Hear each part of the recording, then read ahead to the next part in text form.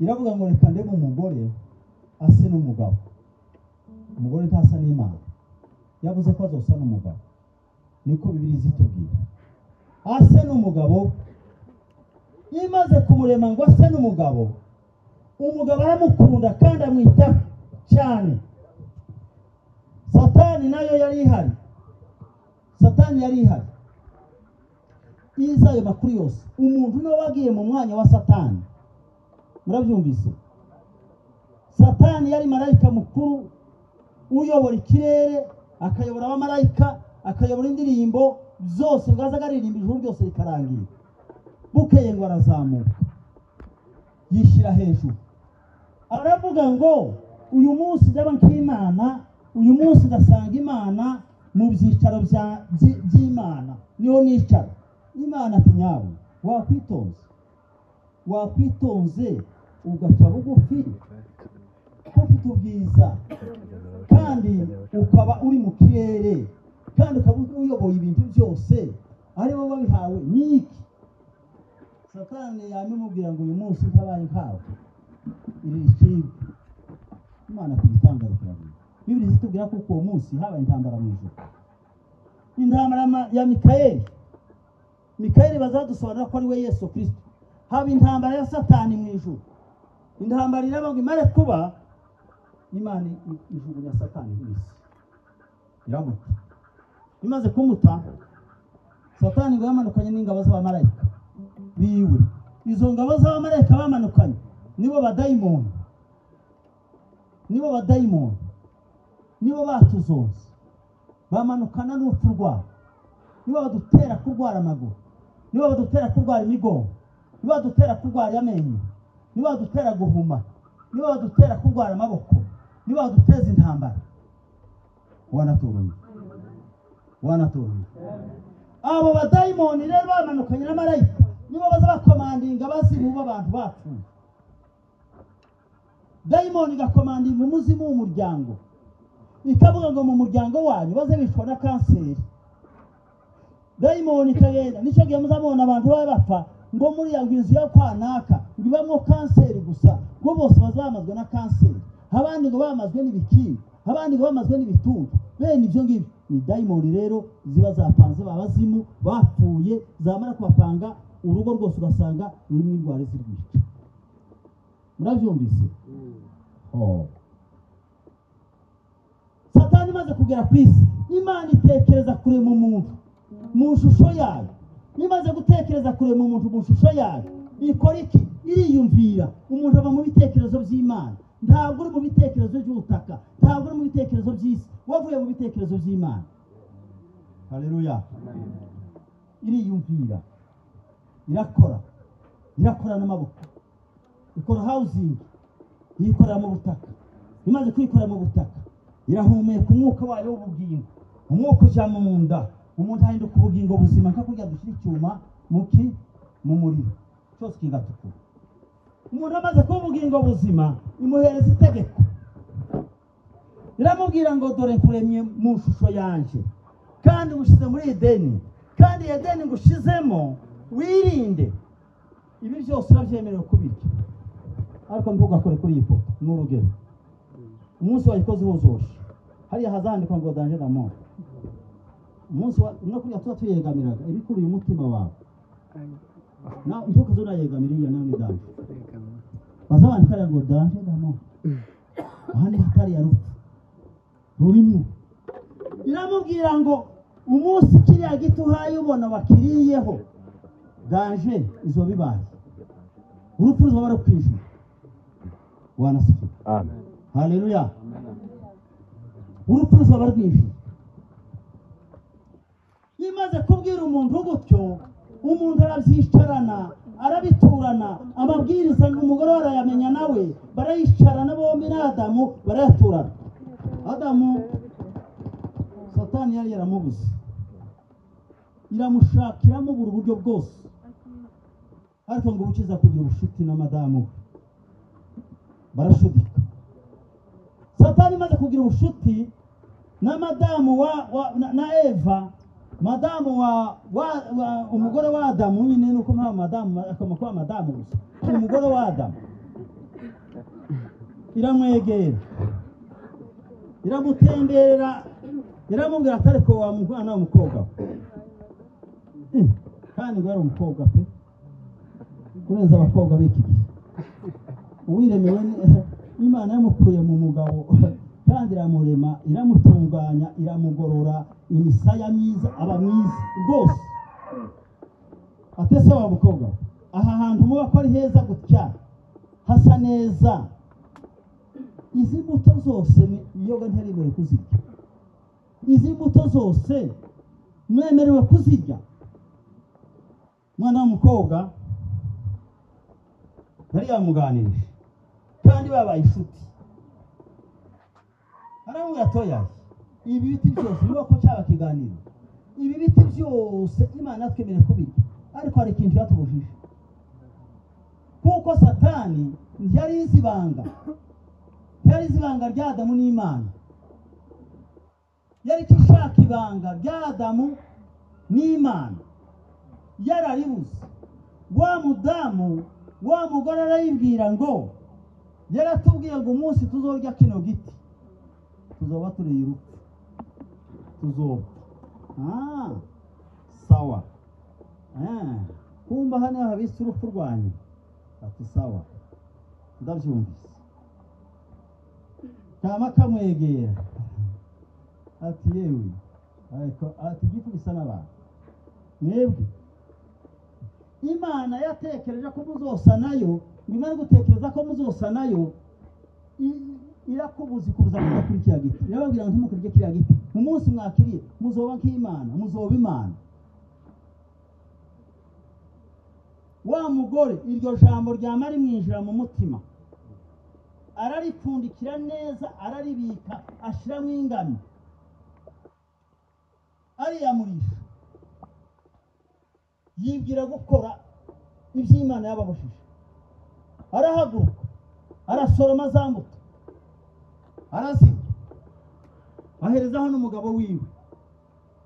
Yamaze kuzitamira Adamu ngo azitamire, ubwiza bw'amabusohoka bwose bw'Imana baburagiye.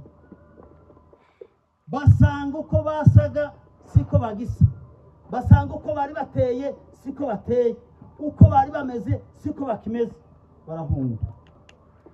bahunga Imana. Bwana turumiye. Bahunga Imana. Baragenda barihisha.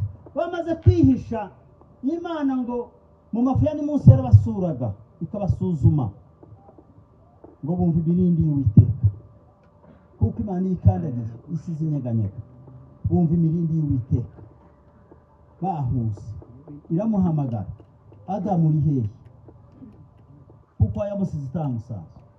Adamu wagiye hehe? Aravuga ati ndi hano. Aho wagiye ni he? Kera yari yavuye mu bwiza bw'Imana, yikuye muri Edeni, kera yagiye kwihisha.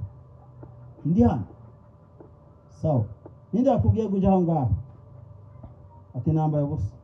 Ninde yakubwiye ko wambaye ubusa? Ati wa mugore wampaye yasomye zambo tutwaziriye. Mwaziriye ndati. Sawa. Urabona rero. Uwo munsi urupfu rwinjiye mu muntu. Rurinji. Kandi umuntu wapfushije mbere ni Adamu. Adamu yahuye n'abaye gupfusha. Kandi umwana wa Adamu yishwe na mwene nyina. Adamu arababara, ikiriyo kiba kirabaye, umubabaro uraba. Kubera kutumvira Imana. N'uyu munsi izi nyigisho rero tuvuga none tujya tuzibwira watabarutse. Yarangije ibyo. Niwo habwirwa none munsi. Nimba waririye ku mbuto yabujanije, ugende urwitegurira kurimo. Kurarugendana, kurarurarana, kurarwiriranwa, kurarwicarana, kurarwigana amashuri rukurimo. Uwo munsi urupfu rurinjira, rumaze kwinjira mu muntu, rwanga gusohokamo. Rwanga gusiga umuntu, rwanga kumurekura. Uravuga ngo nzobana n'umuntu kandi zokwisha inzara, nkwisha ubukene, nkwisha umuruho, nkwisha ibintu byose rubamwo. Imana yararwemerera. Rero ngo kuko umuntu yanze kumvira akaga gukora ibyo namubwiye, yarabwira ngo Adamu nuzoja guhinga uzuhinga mu makorobero, mu mifatangwe, mu rukuguto, mu mikeri, uhinge utemagurika amaboko, wiyuha ibyuya, uza wirwa wiyuha ibyuya, utebe imigano n'amashego y'amazi, wumva igikungwa, ubwo wanze ukanga kumvira. Ibyo ngibyo bikubeho. Nawe wa mugore we, igihano guhaye ni igihano kitokwihanganirwa, ariko uzocihanganira. Uzoza usama inda, umara amezi 9 uhawegendana, uyihingana, uyivomana, uyishokorana, uyishabururana, uyihurana, amezi 9 uhawegendana, ugumwumu, usaduka amaguru, ubaragana, iminwa isaduke, ucika idiriro z'amaso. Ibyo ntwabibonye. Tumubizi. Ngo ndavuga ibitabaye. Umugore agatwita ukamubwirwa nuko hayaruka. Akaruka ndabakinywa amata, ndabakirya umushashi. Akabaho akaja mu mwanya wo kuruka kwavamo, akaja mu mwanya wo mu ruho, akagenda. Gahowe, yebebe. Umuntu ndamubwira ngo ibyo bintu bizakubaho, uzobana nabyo, kuzogeza umunsi uzobyara. Numara kubyara rero, igihe uhasigize umwana, data we, mama we, dendere, boro babaye, papa, boro, papa, nugira kuyo kabiri umwana. Muri bigitangaza. Rwa rukundo rero warukunze wa mwana wawe. Rwa rukundo rwamuhiga umwana. Namara gupfa wame winjiye mu maboko. Uko Satani yaduteranije n'Imana. Satani duteranya n'Imana. Satani dutandukanya n'Imana. Nimaze kudutandukanya n'Imana, umuntu aragenda bikivume, umuntu abigicibwa. Amaze kubigicibwa, hari icyo Imana yakoze, kuko Imana ari nyembabazi kandi igira neza. Iricara mu ijuru iratekereza. Yo iragutekereza. Ihamagara ijuru. Iraterana. Iravuga ngo ninde muri twe wakwitanga akajya gucungura abantu bari ahantu. Yesu arita habaye umunsi ushimwe mu ijuru Yesu yitanga ngo agere mu isi aje kubyarwa n'umwari utunganye uwera turana natwe ababi dore urukundo rwatumye akira ihama mu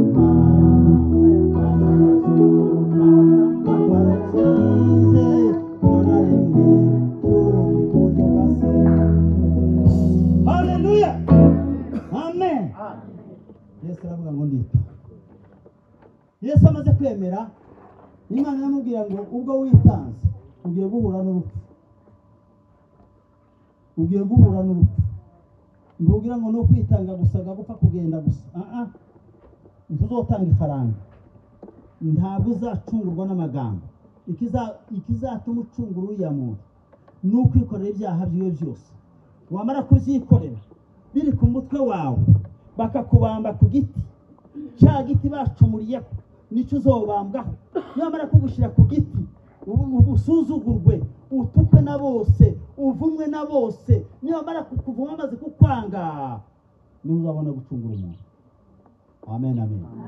Yesu aravuga ngo ntacyo twaye ndabikoranya kuba. Amen. Yesu amaze kwemera kubikora Imana yakoze iki?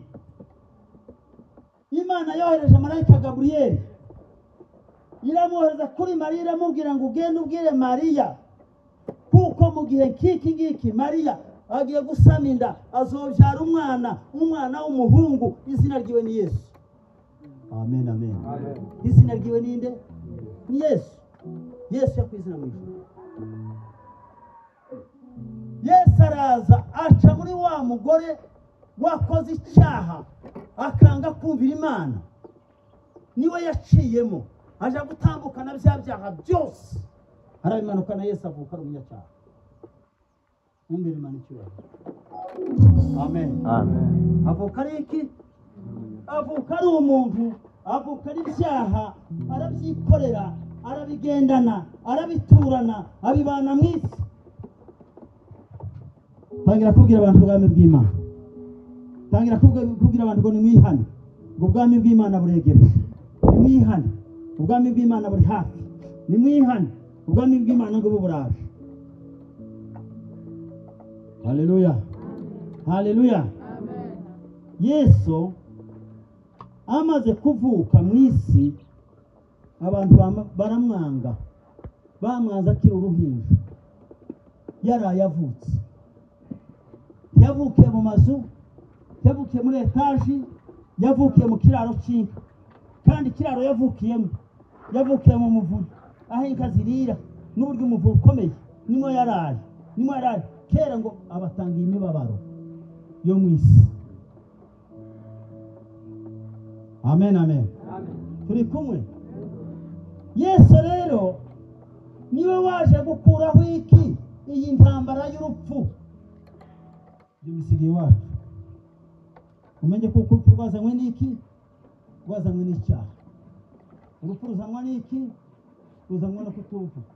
N'uyu munsi ndurimo kumvira iby'Imana igushakaho, ndurimo kubikora. Nubikora neza uzoba muri Yesu. Yaravuze ngo niba muri jewe nanjye nkaba muri mwebwe ntibuzapfa ahubwo muzarama. Ijambo ry'Imana ibane natwe mu izina rya Yesu.